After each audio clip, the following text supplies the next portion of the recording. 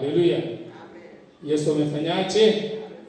Yesu amefufuka. Naomba tuguse kwa ufupi katika kitabu cha Wakolosai, tuangalie neno la Mungu pale Wakolosai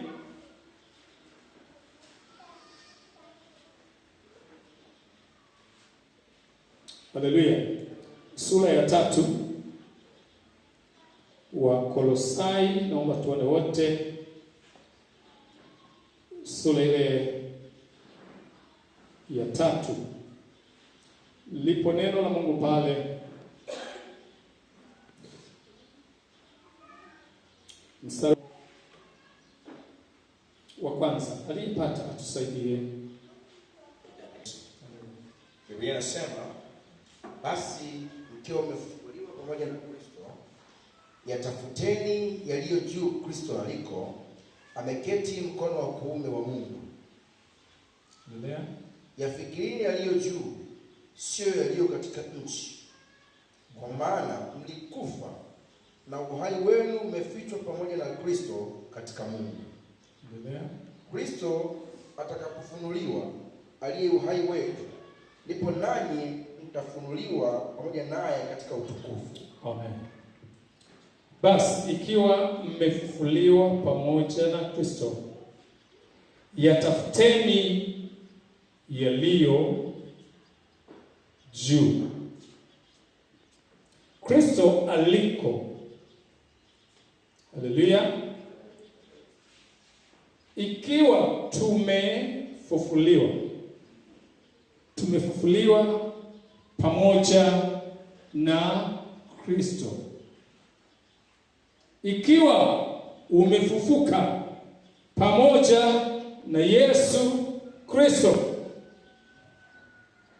Nitazame, sikiliza. Unajua,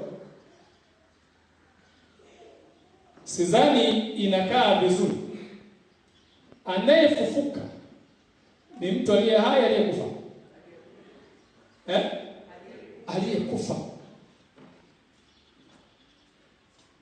Ikiwa mmefufuliwa pamoja na Kristo, ujio wa Yesu Kristo ulimwenguni, duniani, ni kazi moja tu ambayo iliwashinda wengi toka zama na kabla ya kuzaliwa kwake, kabla ya kuja kwake. Watu walijaribu sana kuishi maisha ya ufufuko, maisha matakatifu, maisha yasiyo na dhambi. Walijaribu sana.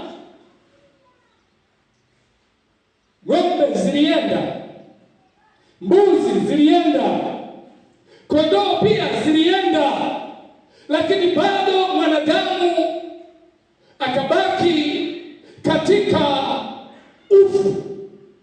Hakuweza kuinuka. Mpaka ndege, makinda ya ndege yalitolewa kumtakasa. Damu ya ndege itakase mwanadamu, haiwezekani. Damu ya mbuzi itakase mwanadamu, haiwezekani.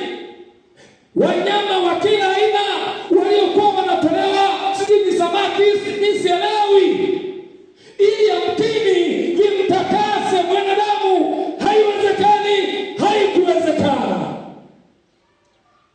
Mungu akaandaa mpango wa ukombozi wa mwanadamu. Mungu akatoa amani.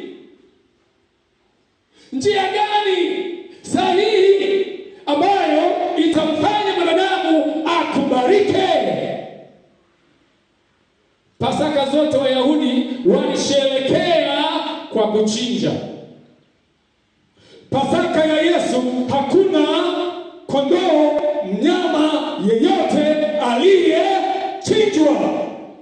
Yeye alikuwa mwana kondoo wa Mungu aichukuae dhambi ya ulimwengu. Yohana anamshuhudia, tazama mwana kondoo wa Mungu aichukuae dhambi ya ulimwengu. Kama ni beberu, yeye alikuwa ni beberu. Kama ni kondoo, yeye alikuwa kondoo damu yake ikamtosheleza Mungu kutusamehe dhambi zetu. Katika Warumi anasema tumekufa pamoja naye na kuzikwa pamoja naye kwa njia ya ubatizo, na katika huo tukafufuka pamoja naye. Anasema ikiwa mmefufuka pamoja na Kristo, yatafuteni shuka akaishi kama mwanadamu, akakaa kama mwanadamu, akatembea, akala kama mwanadamu. Wakati ulipowadia wa maandiko kutimizwa, akashuka kwa njia ya mauti yake, akakamatwa, akadhulumiwa, akapigwa, akateseka, mijeledi ikapita, nyama zikachanika. Isaya anamshuhudia, tumtazamapo hana uzuri hata tumtazame. Sura yake iliharibika, hata Mungu akampa kisogo, maana amebeba dhambi za ulimwengu wote. Haleluya kwa mfalme Yesu. Aliposhuka akawapa habari njema wale wa upande wa pili. Alipopanda akateka mateka, akawapa wanadamu vipawa, akawapa maagizo. Anasema aniaminie yuna uzima wa milele, aaminie yuna uzima. Na kwa sababu tumemwamini, ndiposa tunafufuka pamoja na Yesu. Lakini je, tunatafakari ya Yesu huko aliko mbinguni Yesu? Paulo anasema katika Wagalatia, si mimi tena ila ni Yesu anayeishi ndani yangu. Haleluya! Maisha Yesu Kristo azihirishwe kwa namna tunavyoishi. Anasema sisi ni chumvi ya ulimwengu, sisi ni nuru ya ulimwengu. Haleluya!